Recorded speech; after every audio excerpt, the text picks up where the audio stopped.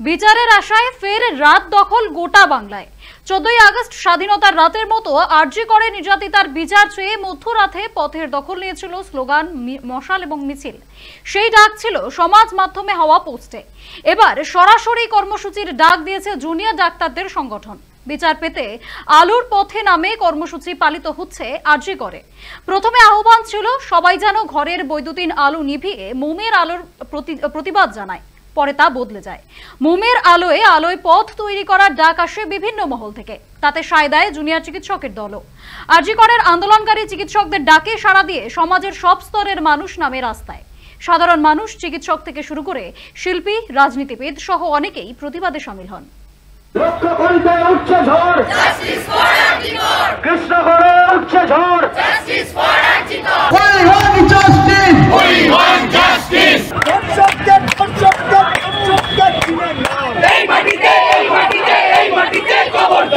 আরজিকর কাণ্ডের পর 3 সপ্তাহেরও বেশি সময় পার।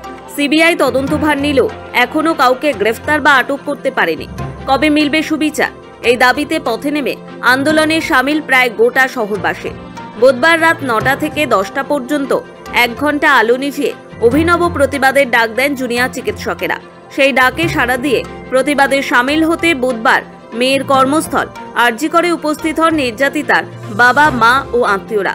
তবে শুধু আরজিকর নয়, চিকিৎসকদের সেই ডাকে সাড়া দিলেন রাজ্যবাসী। বুধবার সন্ধ্যা থেকে পথে নামেন রাজ্যের বিভিন্ন স্তরের মানুষ। প্রত্যেকের মুখে বিচারের আশা।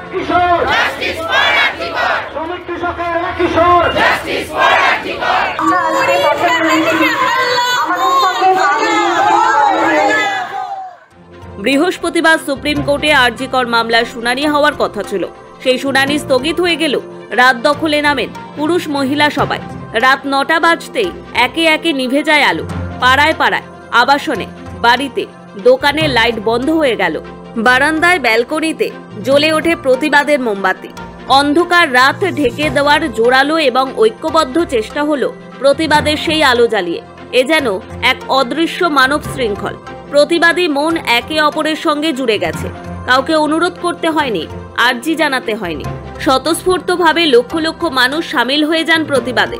এদিন সন্ধে গোটা শহরে দিকে দিকে শুরু হয় মিছিল। যাদবপুর কেপিসি মেডিকেল কলেজ ও হাসপাতাল থেকে সাউথ সিটি পর্যন্ত মিছিল হয়। তাতে পা মেলান অভিনেত্রী স্বস্তিকা সহ একাধিক তারকা। গড়িয়াহাটে মানববন্ধন করা হয়। বিশ্ব বাংলা গেটের কাছে মিছিল করে নিউ টাউনের বাসিন্দারা। পথে নেমে বিক্ষোভে সামিল হন তথ্য প্রযুক্তি কর্মীরাও। বিচারের দাবিতে রাত দখল হয় শ্যামবাজারও। অন্যদিকে ঢাকুরিয়া বাস স্ট্যান্ডে প্রতিবাদ মিছিলে সামিল হন সকলে। চেতলা, ধর্মতলা, বেহালা, গার্ডেন ব্রিজ সহ বিভিন্ন প্রান্তে প্রতিবাদ নজরে আসে। রাজ্যপাল সিভি আনন্দ বসু বুধবার রাত 9টায় আলো নিভিয়ে মোমবাতি জ্বালিয়ে প্রতিবাদে সামিল হন। সঙ্গে রাজ্যপালের বার্তা, যখন আলোতেই ভয় তখন অন্ধকার প্রিয় হয়ে ওঠে। প্রতিবাদ শুধু কলকাতায় থেমে থাকেনি। জেলায় জেলায় দেখা গিয়েছে বিচারের দাবিতে মানুষের স্বতঃস্ফূর্ত প্রতিবাদ। কেউ ছবি আঁকছে, আবার কেউ নাটকের মাধ্যমে প্রতিবাদ করছেন।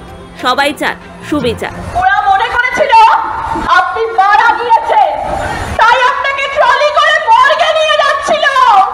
আমি লক্ষ্য না করলে রক্তক্ষরণে মৃত্যু হতো আপনার। উত্তরবঙ্গে জলপাইগুড়ি, কোচবিহার সহ বিভিন্ন প্রান্তে রাস্তায় নামেন মানুষ।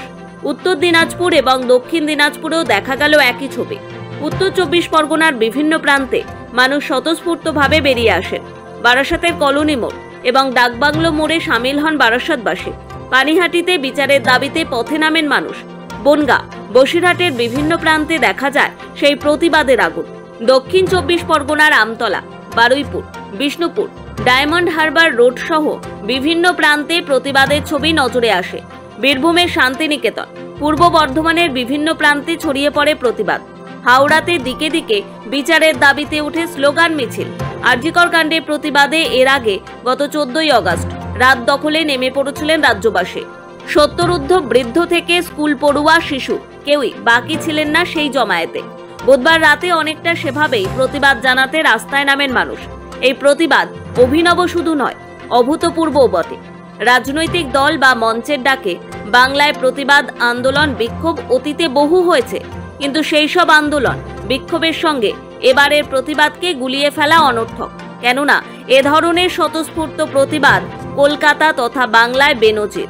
অতীতে এমন কখনো হয়নি। ব্যুরো রিপোর্ট, সময় কলকাতা।